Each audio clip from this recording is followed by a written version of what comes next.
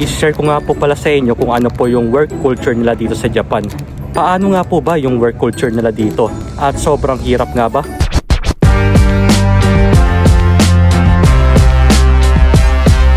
Hello guys, kakatapos lang ng trabaho ko at time check muna tayo. 7:10 na po ng gabi. Medyo maliwanag pa po dito ng ganitong oras. At bago po tayo umuwi ng bahay, pupunta muna ako ng convenience store at magpapahinga na ako saglit.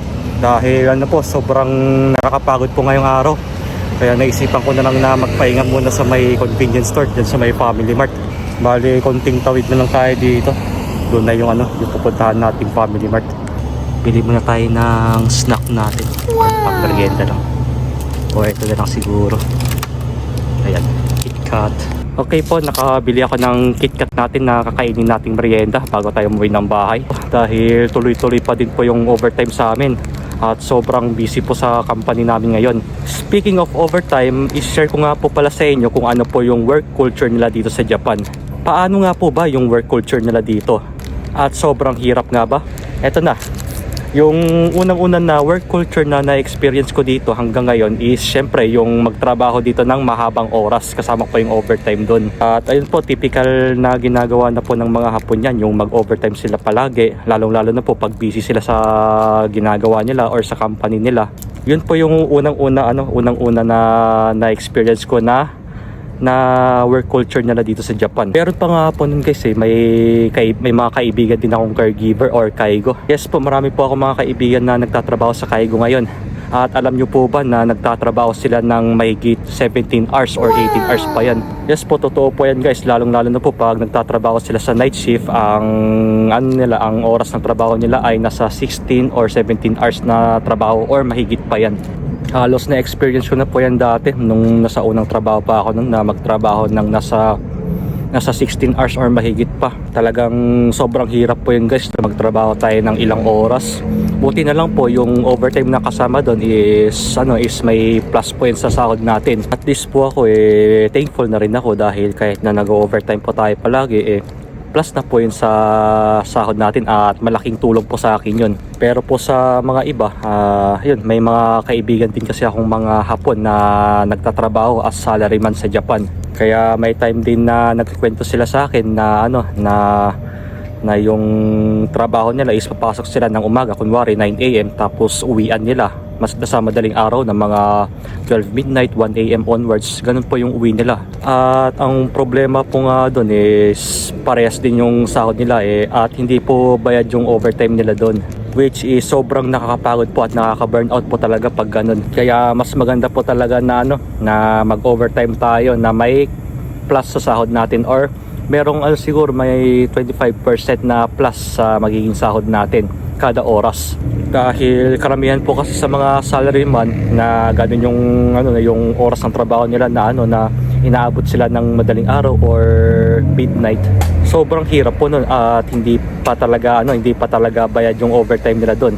Ang nagiging resulta po dyan guys ay karoshi, or ibig sabihin yan ay may namamatay po dahil sa sobrang pagtatrabaho. Dahil na rin sa sobrang pagod ng katawan nila, tapos nakaka-stress pa yung ganong kahaba yung oras ng trabaho. Kaya ang result, karoshi. So next naman po tayo, ito po yung pinakamasayang work culture na na gusto ko para sa akin.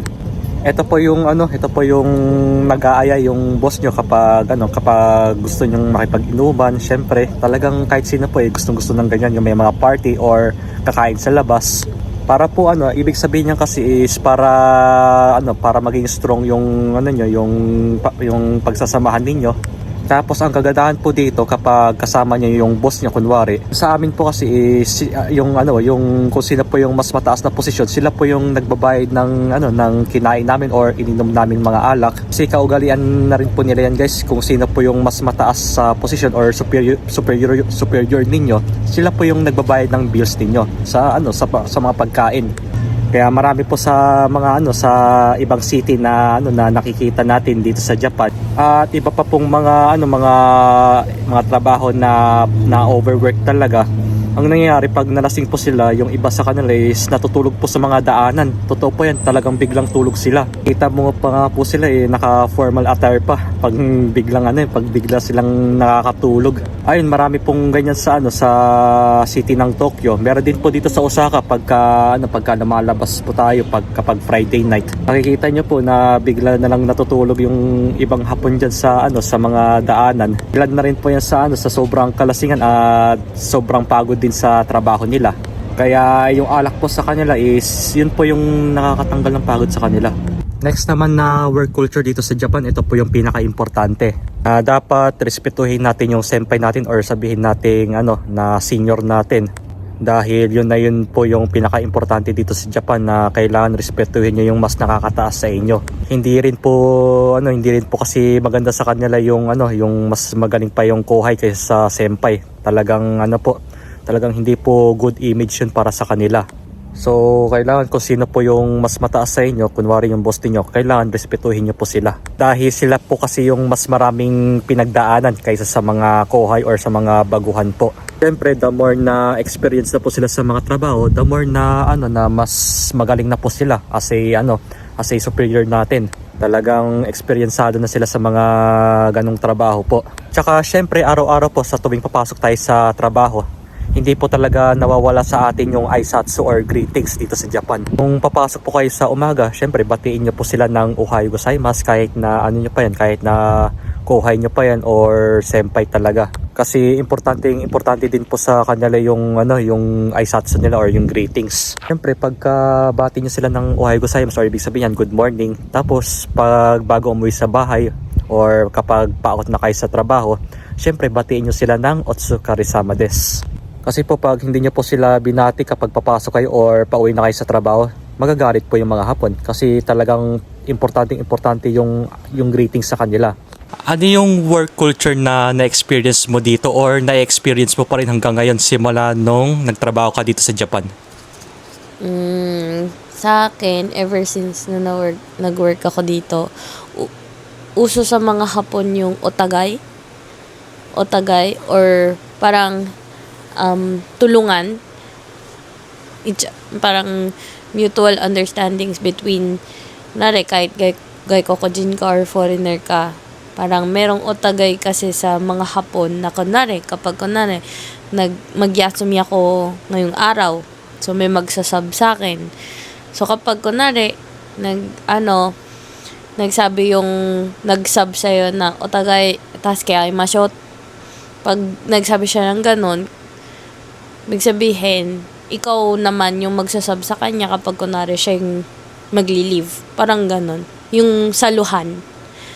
Yun yung ko sa mga Hapon. So ayun, maganda yung sinabi mo na otagay. Alam mo ba kung ano yung work culture na na-experience ko? In short yun nga, yung sabi ko nung nasa labas ako is yung magtrabaho ng mahabang oras. Kasi may mga iba talagang company na na fixed salary sila pero same pa rin kapag nag-overtime sila, ganun, 'di ba? Yung work ko din dati ganun. Kahit na mag-overtime ka, same pa rin yung kasi fixed yung yung oras ko. Kaya kahit mag-OT ako ng gantong buwan, parehas pa din. Aayusin nila na parang nag-OT ako, pero sa susunod na week maikling na lang bibigay sa akin para hindi sumobra. Parang ganun yung gagawin nila. Para fix na ito lang bibigay talaga na sweldo. So kahit 13 hours, 14 hours yung work ko dati, ganun pa rin, no? Ganun pa rin yung sinweldo ko. Parang mas nakakapagod yung ganun, no? Na Sobra. nakapag-fix yung salary mo is kasama na yung overtime doon. Oo. May mga times na umiiyak ako dati. Kasi nga, yung pagod ako, 13 hours, 14 hours yung work ko. 1 hour yung break time. Pero pagtingin ko sa sweldo ko, sobrang baba. Yun nga. Kaya pinakita ko yun sa mga Nihonji na kasama ko. Gulat din sila. Kaya nga. Kaya syempre sa akin din fixed salary pero thankful na rin ako kasi bayad yung overtime. Kunwari sa isang araw isang oras ka na OT, babayaran na lang yung OT na yun plus 25%. Yan yung kagandahan din sa amin. Kasi ayun, sabi mo kanina, mostly sa mga salaryman, pares din yung bayad sa kanila kahit na magtrabaho sila hanggang madaling araw. Nabanggit ko rin kanina yun eh. Kaya ayun, yung sa sobrang nakakapagod yun, di ba? Na ganun. Para nakaka-drain siya. Lalo na pag nakita mo yung sweldo mo. Tapos Same pa parang, din. ito yung sweldo mo, ito yung pagod mo, tsaka working hours mo. Parang hindi siya pantay. So, parang depende sa siya. Depende sa company na mapapasukan mo. Hindi lahat pare-pareho. Kaya if ever man, parang don't settle for less. Parang ganon. Kaya ang nagiging resulta sa sobrang dami ng overtime tapos same pa rin yung sahod nila kahit na may overtime or wala. Ang nagiging dyan, result, karoshi, di ba? Or burnout. Namamatay dahil sa sobrang pagtatrabaho. Yung Yun yung meaning. ibang hapon, ganon nangyayari. Oo. Kaya imagine mo, di ba, sa isang buwan, yung overtime nila sa isang buwan is mahigit 100 hours, ganun. Oo. May mga ganun po guys na talaga, na ganun nag-overtime. Kasi, Totoo po yan. Hindi po joke yan. totoo. Yung iba kasi, parang talagang work, yung nasa isip nila. Sa ating kasing Filipino, Work-life balance. work-life balance, health Important. muna yung una. Health and family first. Importante po talaga yung work-life balance, guys. Sana talaga, meron na dito, no? Meron na talaga, actually, di ba? Meron naman na. Actually, slowly, nagiging open na yung mga hapon sa Work-life work-life balance. balance. Kasi mostly, gusto na nila family day. time. Yun yung kagandahan, eh. Nakakatuwa tignan na parang yung iba talagang nag-o-off sila para kasama nila yung family, Yung nag-trip kagandahan. sila. Mas maganda na yung ganun, guys. Talagang swerte mo na lang pag napunta ka sa company na na ganun yung mindset nila na may work-life balance. Yun. Kaya guys, mag-iingat po tayo. Talagang health mo na ang priority, di ba? True. Health talaga. So, ayun lang po. Good morning guys. Ayun, kakagising ko lang po. Time check muna tayo. 7:00 na ng umaga. So, bago po tayo pumasok sa work, kakain muna kami ng breakfast at sasabay kaming lalabas ni Rika Chang. Ito nga po pala yung ulam namin ngayon. Binagookan, tsaka tira naming pork curry. Si Rika Chang po papasok na rin siya mamaya. Ano oras pasok mo? 9. 9 ka, no? May tanong ako sa'yo. Anong prutas ang nakakautot? Kamote. Hindi. Ano? Fruit! Eto, maglalagay na ako ng uniform ko sa bag ko. Ito yung gagamitin ko. Tapos, t-shirt ko pang loob. Eto. Para hindi natin makalimutan. Yun, suklay muna po tayo bago tayo kumain ng breakfast. Medyo maaga pa naman po. At ganito kasi yung 7 AM routine namin. Gigising ng ganitong oras. After nun, maliligo na. And after nun, syempre, ayos-ayos ng mga damit, mga foods, tsaka kakain na rin ng breakfast. Tikman pa natin yung binagoongan na niluto ni Rika Chang kagabi. Sabi niya, nagkulang daw sa bagoong tsaka sa suka kahapon. Ito na. Tadakimasu.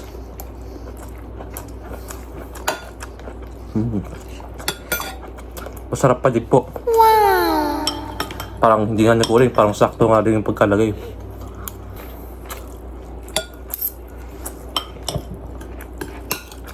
So, bago po tayo umalis, dadalhin ko itong kapote ko. Kasi nga, uulan ng buong araw. Pero sa ngayon, hindi pa naman daw masyadong uulan. Mamayang 8 ng umaga, doon daw uulan. Time check muna po tayo, 7:30 na ng umaga. At papunta na po tayo sa work ngayon. Weather check muna po tayo, 22 degrees Celsius po. Pero mamaya after 30 minutes, mag-i-start na po ng ulan dito sa amin. Kaya medyo bibilisan ko na pong magbisikleta para hindi po tayo maabutan ng ulan.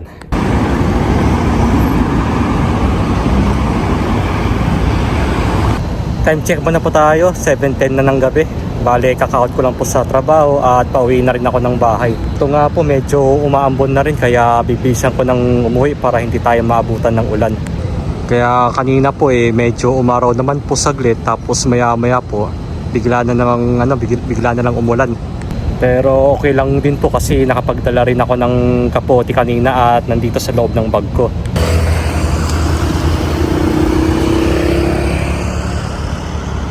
Okay po, kakauwi ko lang ng bahay. Syempre kakain na rin tayo ng dinner bago tayo magpahinga. Ito nga po pala yung ulam namin. Binilang ko pala si Rika Chang kanina ng kape sa may convenience store. At eto, bumili siya ng noodles. Ayan, Famichiki. Ulam namin ngayong araw. Our favorite Famichiki Reddo. With with our cup noodles. With our Yan. moyashi